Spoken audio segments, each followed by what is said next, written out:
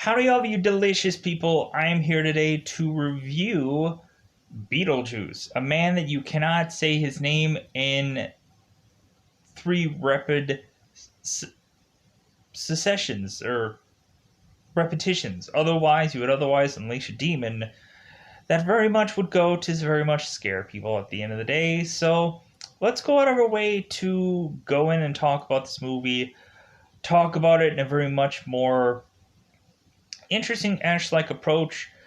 There is a lot of interesting Ash-like visuals going on in this movie that make this movie very much one of a kind to itself. It seems that there have been a long-awaited wanting of there being a sequel to this movie, but I don't ever really know if there's legitimately going to be a sequel to this film, because at the end of the day, there are some interesting ways to do a sequel, but who knows? So going into this film, we ultimately have it to where this movie has a overwhelmingly very simple like approach, and everything about everyone's death in this movie is overly simple. Everything of like where our main characters are focal pointed to go into is very simple, and like everything about this movie is very simplistic to me.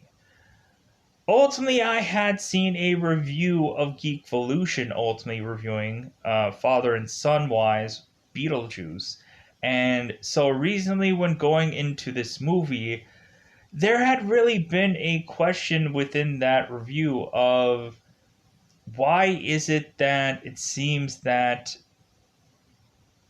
Alec Baldwin's character and Gina Davis ultimately are sucked within this miniature town, or why is it that Beetlejuice is sucked into this miniature town at some point in time? Ultimately, you can kind of break down that them being put into this miniature town at some point could be a metaphor for any number of things.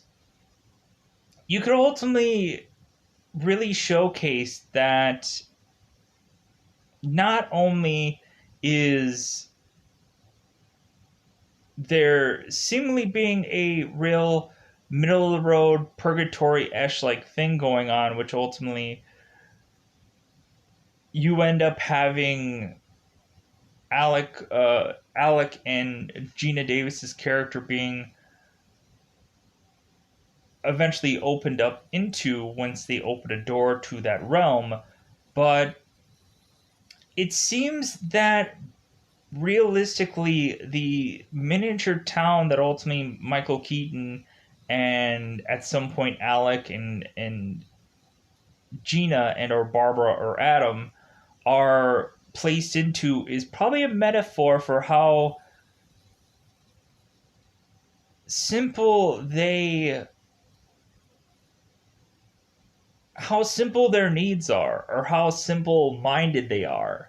I think that that might be a very much underhanded like joke that ultimately is approached within this movie, because when looking at it, it doesn't seem that Adam and Barbara's character really are like, it seems like they don't aspire to be anything. Reasonably, Michael Keaton's Beetlejuice doesn't aspire to be anything.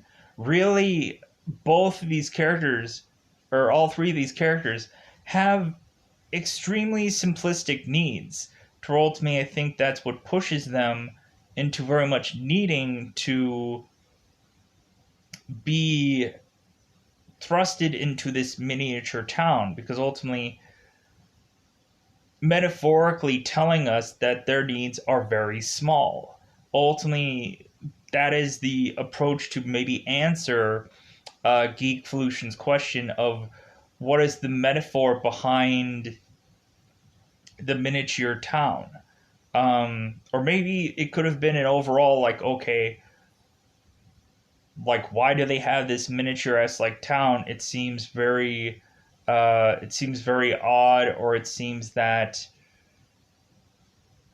like why place this miniature town within this world. Ultimately, I would probably just say then it's like, well, maybe the miniature town is basically their,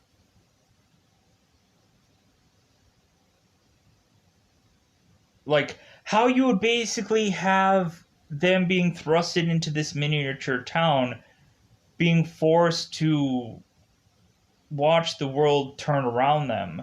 Basically, how basically they are stuck, left in one place, and they can't ultimately. They're just watching the world turn now, ultimately forcing them once dead to this miniature-ish like town. Um, because it seems that only people who had died can be placed within this miniature-ish like town, and this and that. That's probably my only way to maybe possibly break down what is the whole aspect of a miniature town being presented within this movie. Let's pause here for a second. Yeah, ultimately we have it to where within this movie Adam and Barbara's needs are very small. If anything, reasonably they're going on to a vacation-ish like spot within this movie, but the vacational spot isn't exactly like extravagant. Basically, Adam and Barbara's character live within a small town. Everything is, of course, very like, for them, they are not really wanting to push forward at all. To eventually have a bun in the oven, or eventually to have a baby. Like, to them, everything is completely copacetic and or fine with what is going on in their lives. So we have it to where within this movie that, of course, we end up having to forcibly have Adam and character forcibly die within this movie, because I don't think it's a spoiler to ultimately say that. And then they end up getting thrusted into the afterlife, ultimately to try to understand what is all going on with this. And oh, while doing that, again, as usual, the world moves on.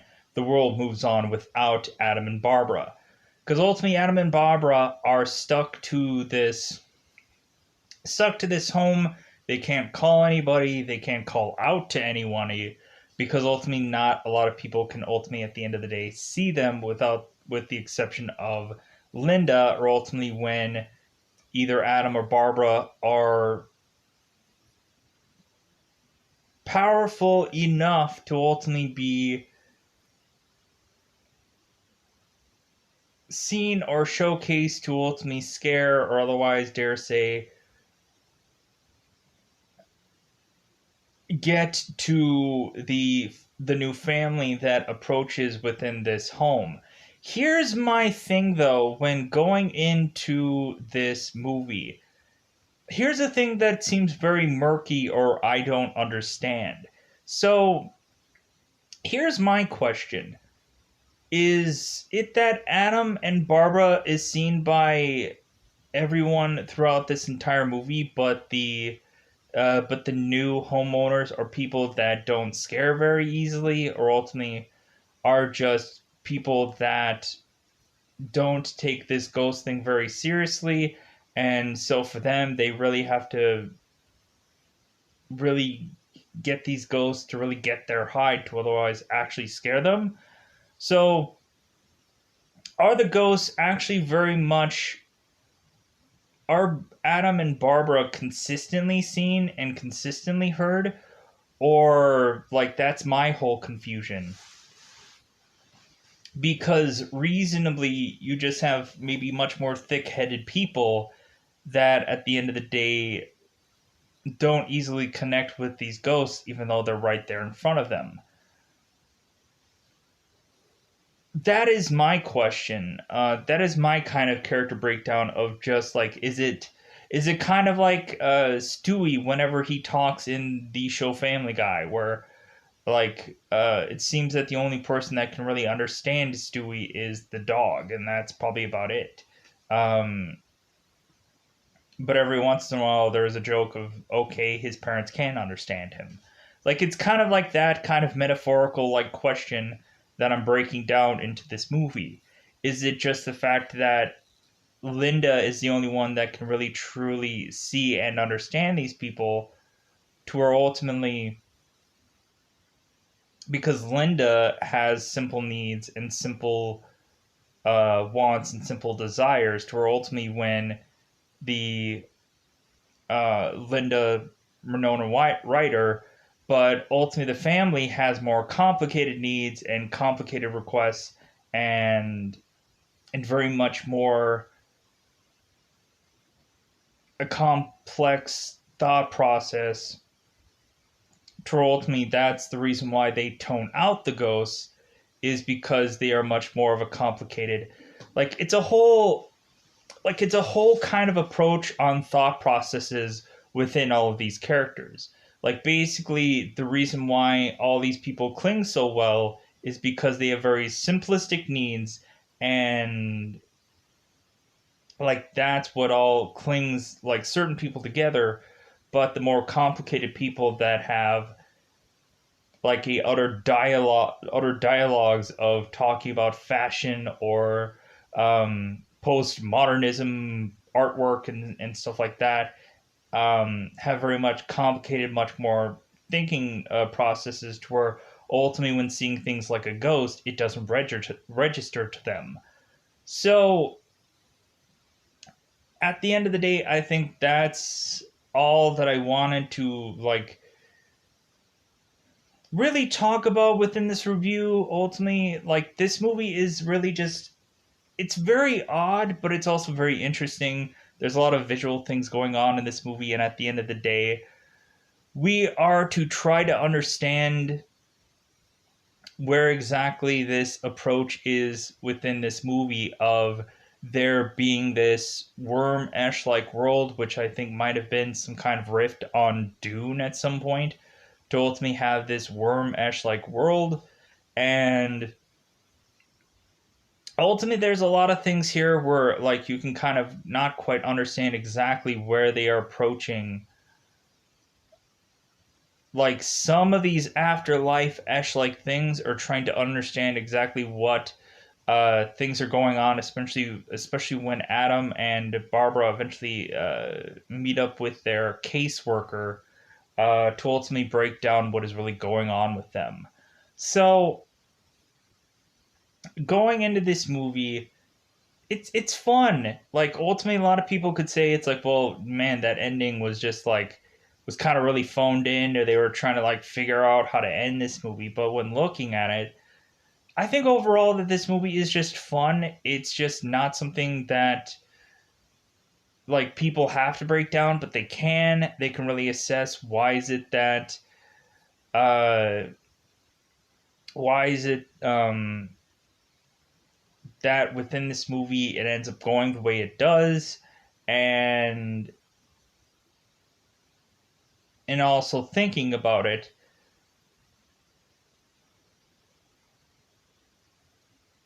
I have a thought bubble that comes to my head. So ultimately, a lot of people could ultimately say that it's like, well, hey, if the parents couldn't ultimately see Adam and Barbara,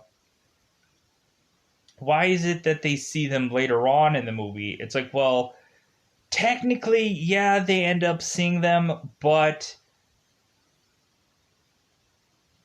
it's only because that they are very much shrouded by something that ultimately makes it so they can see them, but ultimately a bulk of the time they actually can't. And this and that, like, yeah, like there's a lot of questions to be had about this movie. I think that there could be a much more thorough breakdown, and ultimately, I want to get everyone's thoughts. Ultimately, anybody who has probably watched this film, seen this film, or even seen the Beetlejuice cartoon, knowing full well that that exists as well.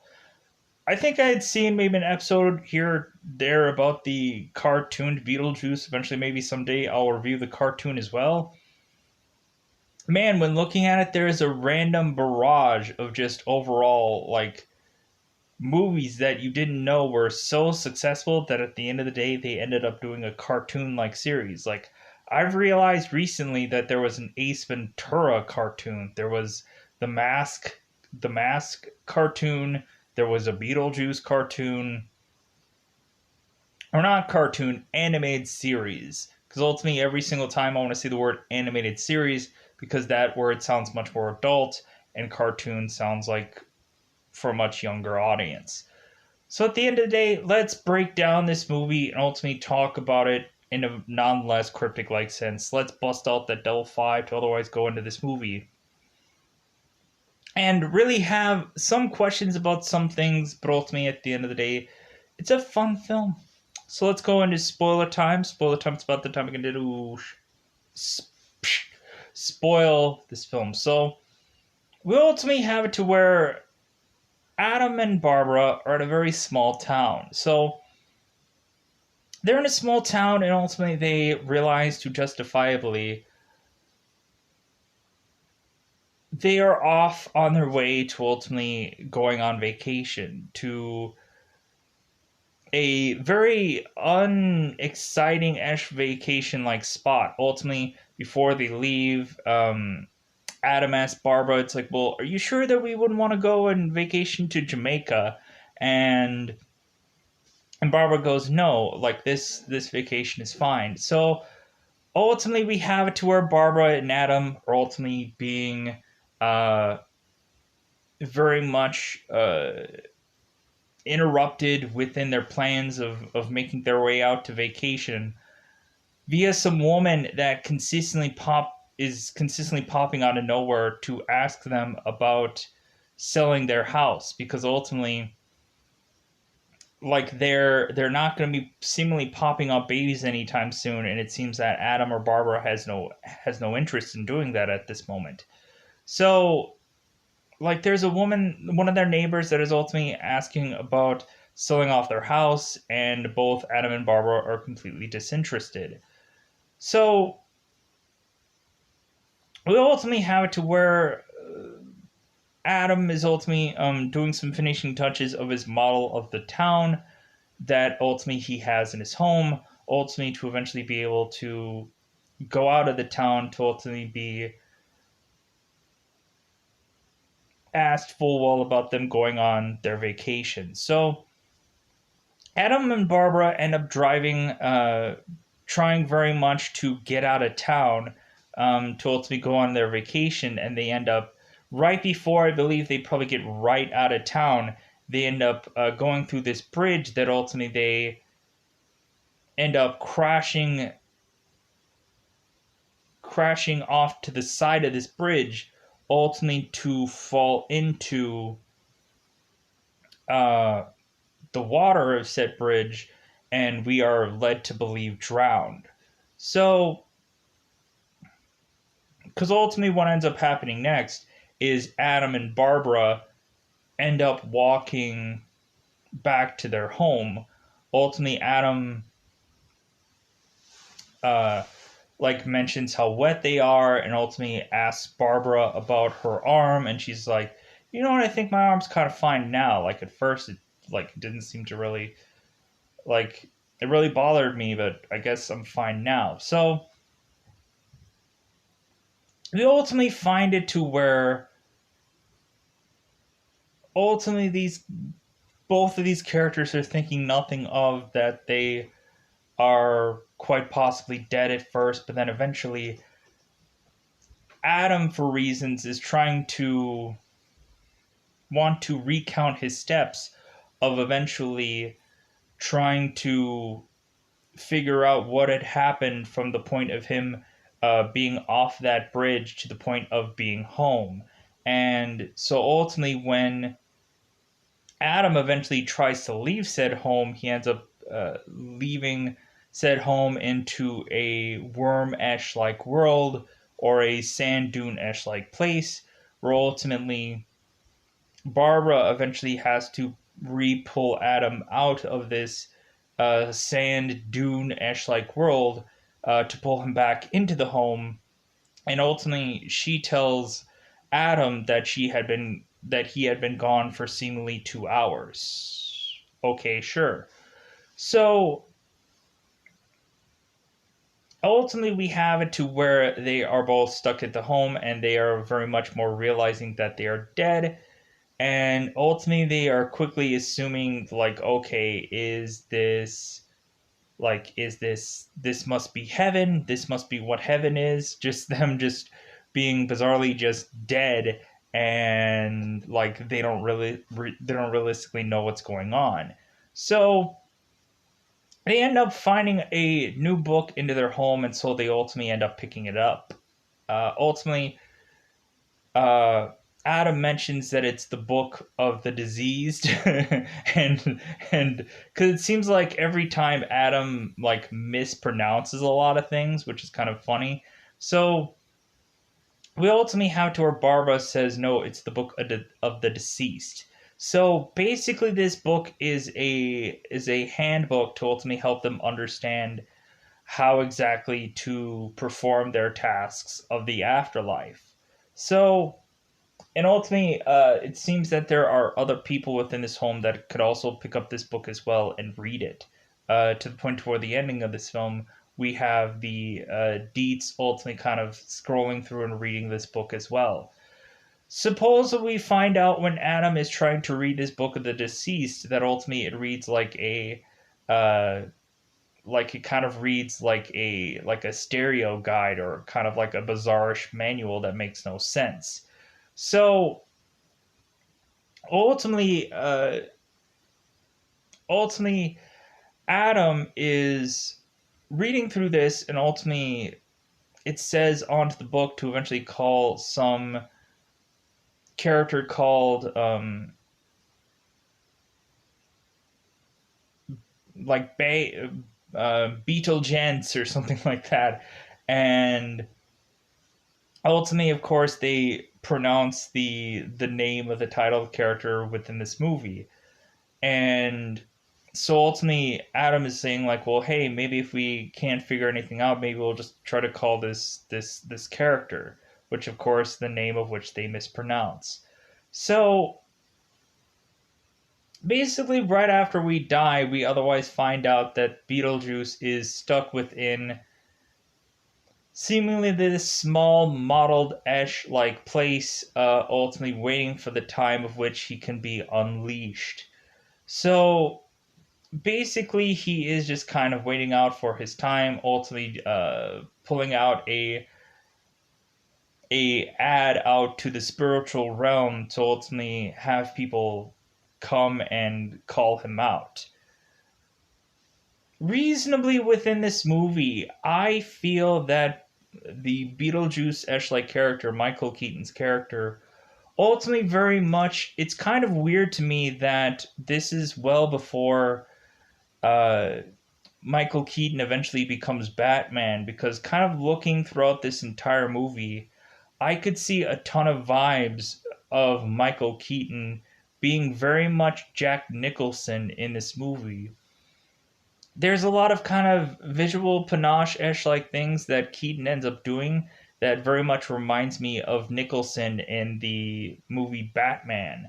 It kind of like it has that kind of flavor to me, as if like the way Keaton moves in this movie reminds me of Jack Nicholson being the Joker in the Batman movie. So it's kind of odd and or interesting to me that like these movies were done before this, because when looking at it, it seems that Keaton is almost mimicking a character that doesn't exist during this time period, which I thought was fascinating.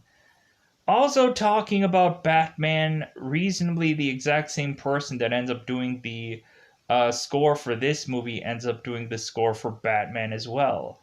It seems to me that there are some interesting points within listening to some of the music in this movie that very much kind of reflect on the Batman-ish like movie. Because reasonably everything is like has a very very quick pace like attack, and ultimately like you can tell, especially within like Batman Returns, how like that soundtrack seems to very much reflect off of Beetlejuice a lot more than I think maybe the first movie does at some points. um so anyways, going into going into this, we have it to where it seems that a lot of time has passed. It seems that people have had a funeral and have grieved uh, about Barbara and Adam. So eventually, it moves on to eventually have new people go into their home, and ultimately, while this is going on, it seems like Adam and Barbara have taken plenty of enough time to ultimately figure out this book of the deceased. And so ultimately, while there is um, people coming into their home, ultimately they of course want them to move out of their home. And so ultimately, because we have it to where Barbara and Adam are quite easily unenthused about the Dietz family. Uh,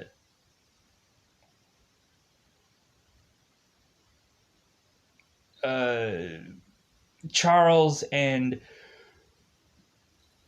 Deli Dietz, Mrs. Dietz. Ultimately, we also have another seemingly spiritual Ash-like man called Ortho that ultimately is accompanied by seemingly Mrs. Dietz consistently. So, and then of course we have Lydia, who is very much a gothic and or darkened soul that ultimately is very much like just a person that seems to be writing poetry and stuff like that, and just um, she's a very odd duck.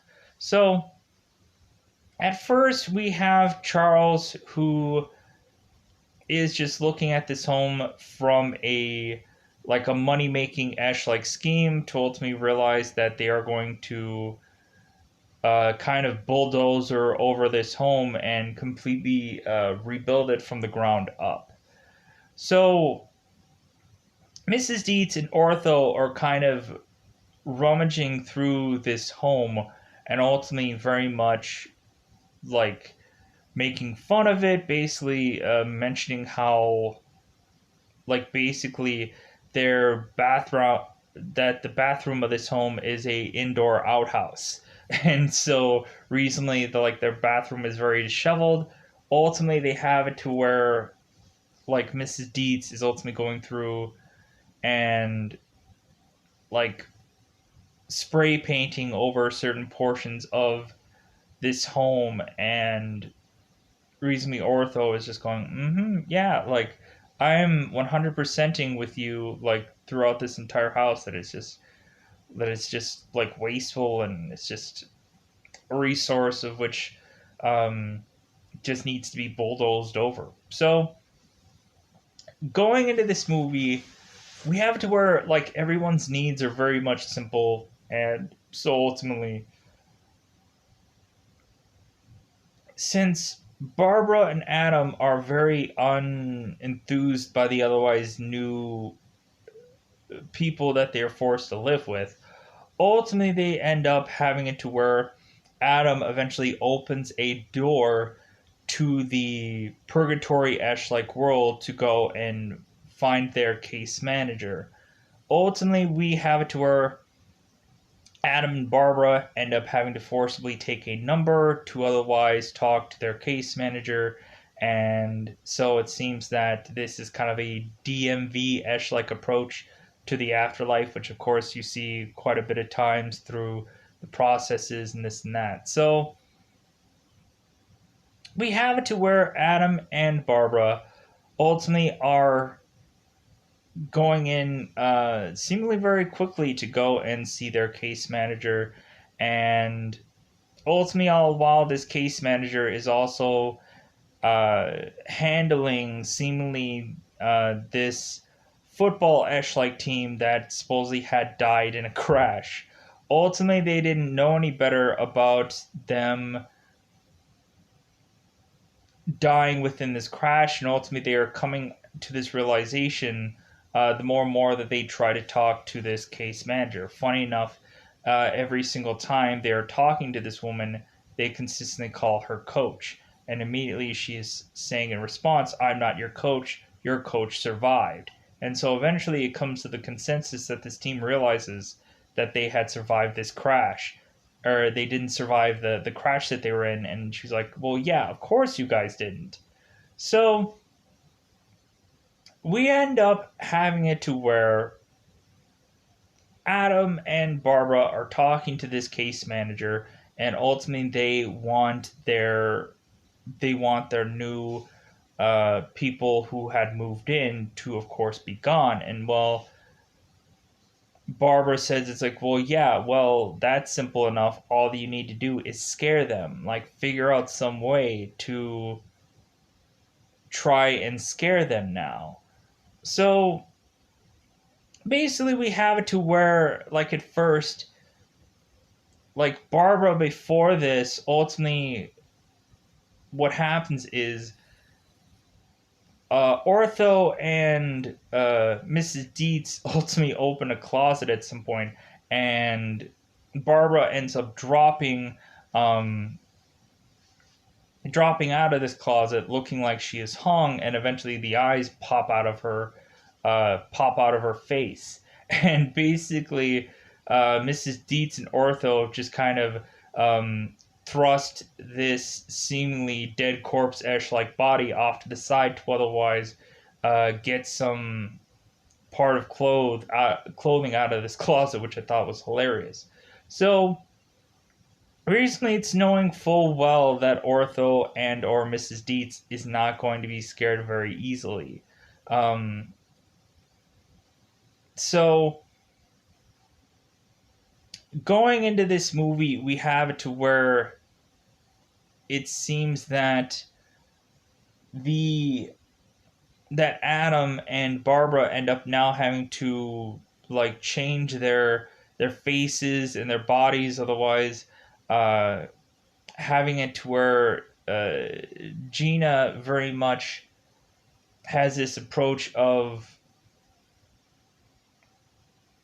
kind of taking her mouth and kind of stretching it to the back to where ultimately, like, within her mouth you can see her eyes, and ultimately um, Alec kind of stretches out his face and ultimately takes out his eyes to put his eyes on his fingers. So eventually we get it to where Adam and Barbara eventually end up trying to scare the Dietz out of the home. But instead, like, it seems that um, Barbara and Adam only can really talk to Linda, which of course is Winona Ryder's character, and it seems that she is the only it seems like they are only able to talk to her, and ultimately, it seems that they are the only people, or Linda is the only person for them to be able to scare because the Deets do not give a crap. So ultimately, we have it to where Adam and Barbara end up only scaring Linda, and ultimately that was not the girl that they wanted to scare. So ultimately they end up coming back from purgatory, accidentally scaring Linda, which was not actually the person they wanted to scare, and so they ultimately end up going back to their normal forms and ultimately talking to her and saying, "Oh no, hey, like we we just wanted your family to leave because ultimately we we hate them." But ultimately, it seems more and more that they start to really warm up to Linda. That ultimately is like talking about how like she hates her family, and like she talks about them, and how like that Charles will never leave because ultimately, like, he just sees this as like that the financial buying of this house is too good to give up, and that ultimately Mrs. Dietz is just kind of seeing this as an opportunity to, of course, figure out how to make some money making scheme off of it. Ortho is seeing that there might be a way of coming with making this into a supernatural or spirit ash like place because ultimately he can sense spirits, I guess. Ultimately, this character is very much a sham, but we can find out eventually that it seems that he is much more legit towards the second half of this film. So, going into this, we eventually get to the fact that it seems that at some point the Deets end up finding the Book of the Deceased, and then Ortho eventually reads it at some point. So, because what ends up happening is that they cannot actually scare the Deets away, but they don't want Linda to also leave in the process. So, it seems like they're trying to come up with some kind of equivalent to scare the Deets enough, but so reasonably, what they end up doing is that when very much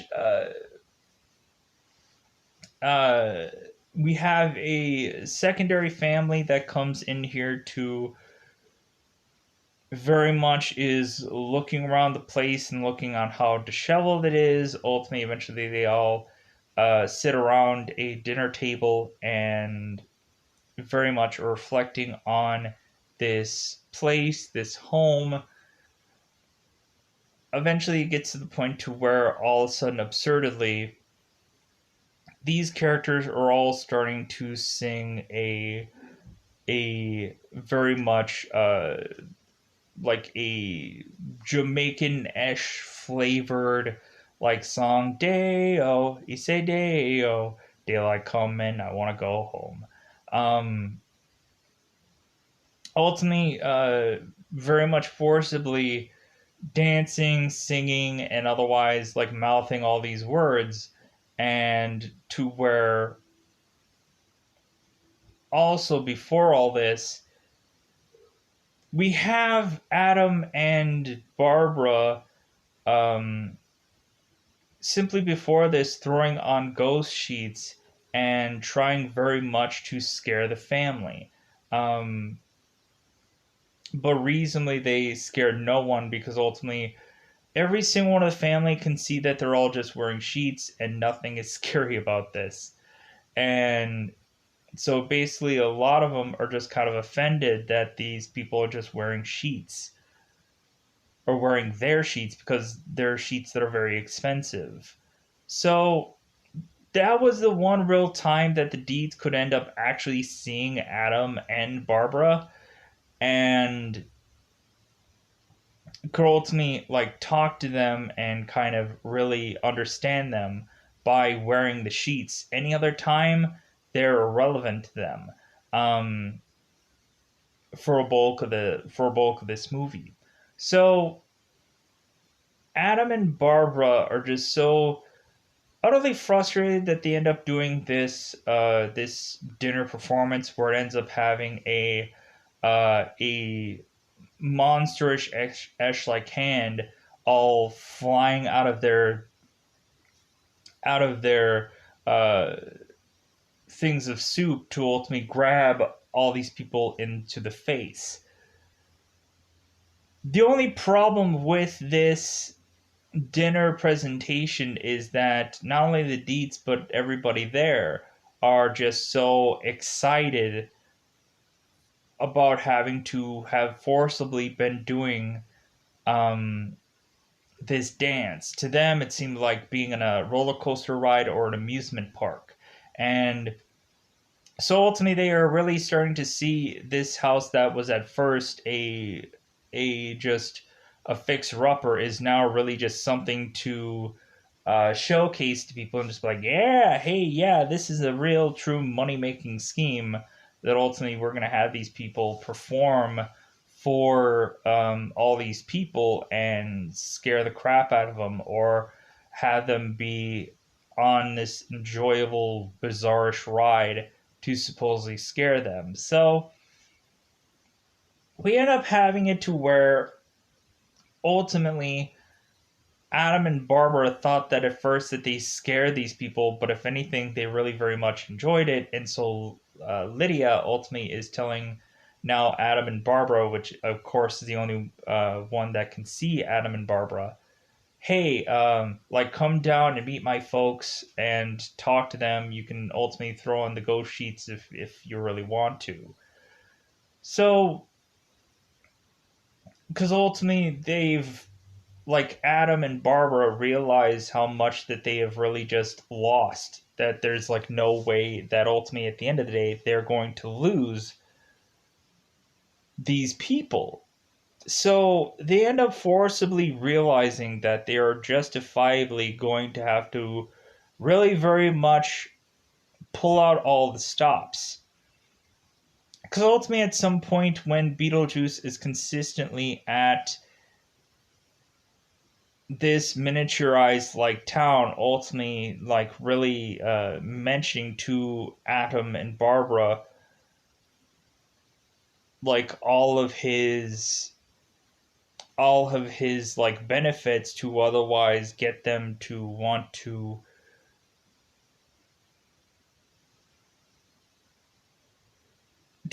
be able to help them, because ultimately we have Beetlejuice that is ultimately very much in this miniaturized town, just kind of waiting on something to do. And so eventually, there's only so many bugs that he can kill and eat. So reasonably, we have it to where Beetlejuice is otherwise swayed to otherwise go into some uh, adult uh, hotel, and that's what ultimately leads Adam and Barbara into, instead of going with Beetlejuice, to eventually go into the purgatory to end up seeing their case manager. Which ultimately, once seeing their case manager, gets them Bubkiss nowhere. So then eventually leads Adam and Barbara to then go, okay, well, it seems like everything that we have tried has failed, so it's now time to finally go to the last case scenario, which is to call out Beetlejuice 3 times. So ultimately, Beetlejuice is called out 3 times. Ultimately, now he is very much. If we saw the roller coaster ride with Adam and Barbara now we are going to see the very much circus act, which is Beetlejuice. So we have it to where Beetlejuice comes to the Dietz family and ultimately comes to them as a giant serpent, a snake, and then also comes at them as a amusement park that ultimately has both the Dietz parents ultimately getting placed onto um, this sledgehammer game like apparatus, to where ultimately you have it to where you of course smack a sledgehammer and have the um, people go all the way up to the top of the bell that rings, ultimately showcasing how much power that Beetlejuice has by slamming these giant arm like sledgehammers to pop these people onto the top of this bell. But seemingly consistently, the Ortho and Charles and Mrs. Dietz, like they get very much scared by Beetlejuice, but ultimately when also looking at it, they aren't scared enough to really run away. Like if anything, like I think still, like, they're still realizing how, like, fun this is to be able to realistically be a part of this. To them, like, every single thing is a roller coaster ride or amusement park. And really, at the very beginning of this, like, basically anything these girls try to do are basically a reflection on some kind of circus-esh, like, park, like, function. Every single thing is basically has that kind of theme in one way or another, which I thought to be very interesting. So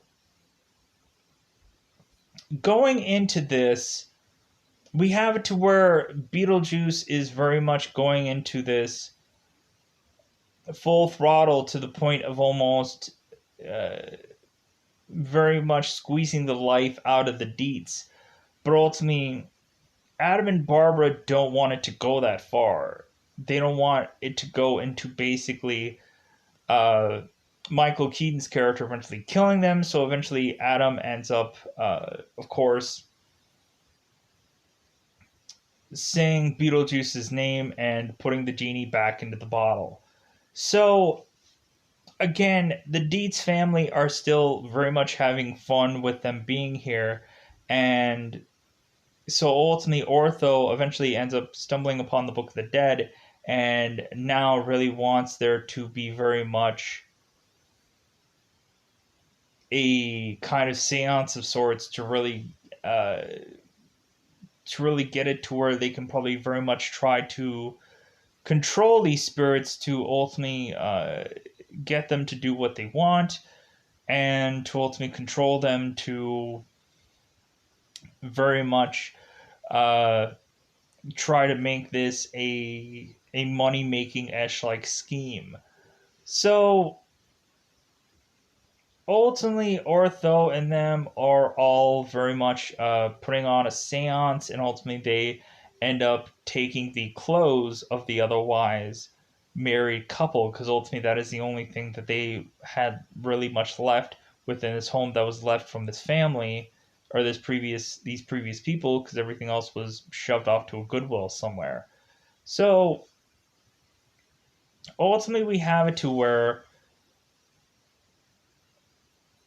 they have a seance going on. Ortho ends up reading from the Book of the Deceased, ultimately, very much to have the married couple come back to their seemingly skin and bones ash like bodies to otherwise die once again. Um, because ultimately we have to where Barbara ends up coming back into her wedding dress, and Adam ends up coming to his groom dress.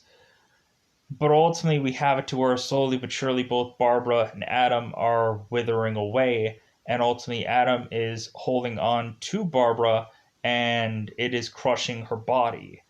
So Lydia is realizing that it seems like they are killing them all over again and hurting them. So Lydia ends up trying to very much try to figure out how to save Adam and Barbara. And of course, ultimately, like Lydia, of course, is very much a sound and simple mind. And it seems that Michael Keaton's character is really very much mentioning how him and her are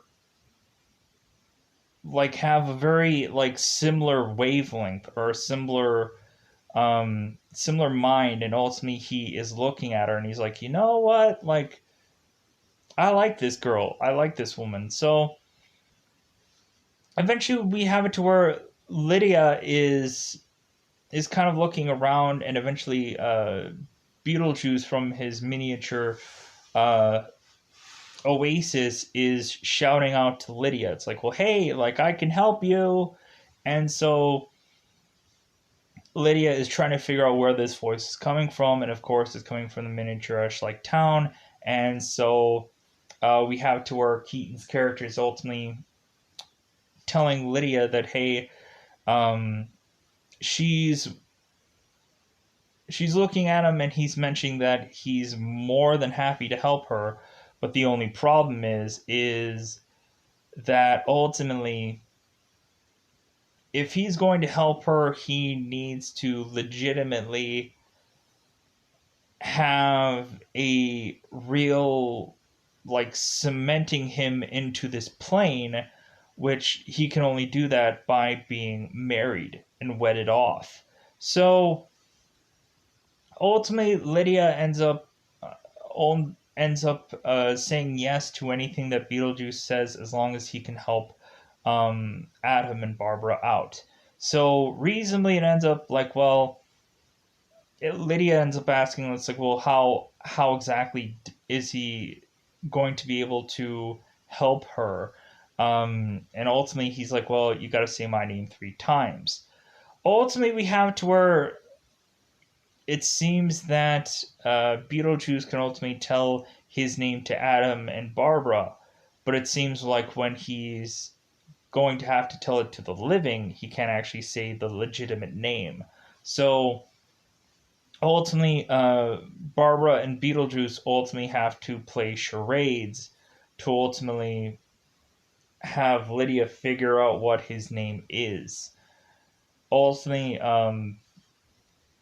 Keaton ends up showing a big fat bug, and then she's like, "Oh my god, it's a like your name is Bug," uh, and he's like, "No." So she ends up coming to the word beetle, and he's like, "Aha!" And so ultimately he has to go to showcase the second word, and ultimately the second word is like showcasing orange orange juice, and so basically we have it to where Lydia is thinking like orange OJ or orange juice, and then eventually she comes with juice, and then of course she gets the name, says the name 3 times, and then eventually we have it to where Beetlejuice eventually stops this wedding. He ends up interrupting it and ends up or this re-esh like wedding of making these people into corpses. He stops this ritual and then eventually um, grabs Lydia to get married, ultimately forcing um, certain people to be his witnesses and stuff along those lines, ultimately grabbing onto the Dietz family and saying like, well, yeah, like uh, kind of mentioning how they're gonna have a really great time, a really great family, and this and that. So we end up pushing to have Beetlejuice starting this wedding off, this ceremony, and this and that, and so kicking off this wedding, it ends up that very much, of course, since Adam and Barbara are now okay, they are otherwise very much trying to subdue Beetlejuice. So ultimately, we have it to where Adam and Barbara are trying to say the Beetlejuice name, but and while this whole wedding ceremony is going off. So Adam at first tries to say the Beetlejuice name, but ultimately Beetlejuice ends up pulling the teeth out of Adam for him to not be able to say it. So ultimately, since he can't say it, Barbara ends up trying to say it, and ultimately she ends up trying to ultimately say the words, but then ultimately Beetlejuice ends up putting a zipper onto Barbara's mouth. Barbara ends up unzipping it, and then eventually says it again, to where ultimately Beetlejuice eventually ends up uh, putting an entire metal-ish like uh, piece onto Barbara's mouth and screwed on. And so eventually we have it to where this wedding is seemingly to the narrow end of ending. And but then of course again we have it to where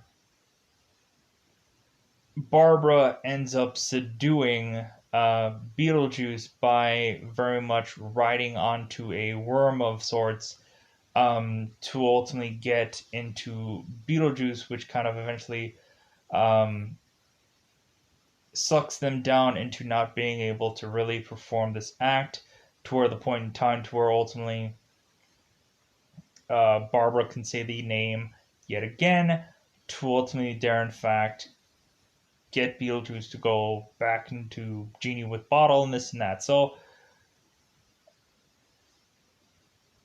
we have it to where going into this movie, there's some things that I kind of quickly glanced on and kind of quickly got into and kind of finished up. Just because looking at this, like there's some um, very odd like things going on in this movie, and at the end of the day, yeah, reasonably this movie ends with at the end of it just like Lydia is eventually desperately wanting to have done well on some test, and ultimately knowing full well that if she aced this test, she could ultimately do this weird or wild like performance that the ghost will let her do. And ultimately, all the while, the Dietz family are still living with Adam and Barbara, and it seems that they are completely copacetic and or fine uh, with um, with kind of sharing this home. Evidently, Ortho is well on beyond just being within this place, um, because ultimately Keaton had very much grabbed him towards the end of this movie and humiliated him to the point of him, I guess, probably never coming back again. So because ultimately we have it to where like Keaton had grabbed him and called him stinky, and then like put him in this bizarrish different clothing, and made him dance around, which was kind of hilarious. So I guess he just never really returned after that. So we have it to where in the very end of this movie, basically since Lydia ends up passing this test with flying colors. Ultimately, they ghostly let her perform this song, mouthing, of course, the words, but her dancing around seemingly in midair. And then eventually, it seems like they have some sort of Congo line behind her within the football players, um, ultimately just kind of showcasing these fun moments of seemingly the house kind of paranormally moving around and this and that, and just kind of having a really fun and interesting like last moment of just huzzah, yeah, this movie is over. um, so kind of a lot going on with it in this movie, and at the end of the day, it was just an interesting film. It was a very odd like approach to there very much being a movie that talks about the afterlife, but when looking at it, it would be so much interesting to see what is a sequel of this years afterwards, to ultimately see where this movie might be at a bigger scale of money. And yeah, it would be kind of interesting to see where they end up approaching this movie into future maybe installments. If ultimately, if Winona Ryder is interested, if Keaton is interested, because I'm assuming within sequels, I would assume there would be very much approach of Winona Ryder's character ending up with Keaton's character, and just kind of having them uh, live out this like bizarrish afterlife ish like life together. I think would be probably the sequel, because ultimately you would think probably Adam and Barbara would just have at some point moved on. You would think. Ultimately, I'm assuming probably Alec and Barbara would probably more than likely be happy to be put into this sequel, because it's not like they're really doing a crap ton of projects, and with also looking at it, it's like I'm sure they would welcome being added to a sequel-ish like movie at the end of the day. So, anyways, there is probably a lot of stuff that I left out in this review, some detailed Ash like things when looking at this, but you know what? I had quite a bit of fun with this movie, if anything. There were some kind of lines and stuff like that I kind of bashed through or otherwise kind of like quickly gone through into this movie compared to others just because reasonably, yeah, it's just I only saw this really and truly fully once, and ultimately, more than likely, at the end of the day, maybe multiple viewings could ultimately change my perspective or give me a much more detailed review that'll showcase maybe a reiteration of some point in time. Because it gets to the point where a lot of these movies I end up like having to think about re-reviewing it because it's like, oh, I forgot about this, or oh, I ended up messing this up, or so otherwise it like demands me to want to review something all over again, watch it again, and ultimately going like, hey, this second time around, ultimately I'm going to be much more detailed. I'm going to be much more uh, putting together a lot much more different thoughts than I maybe had the first time around, and this and that. So at the end of the day, this movie is or this review is over an hour long, so I'm going to get out of here. Goodbye, everybody. Bye, everybody.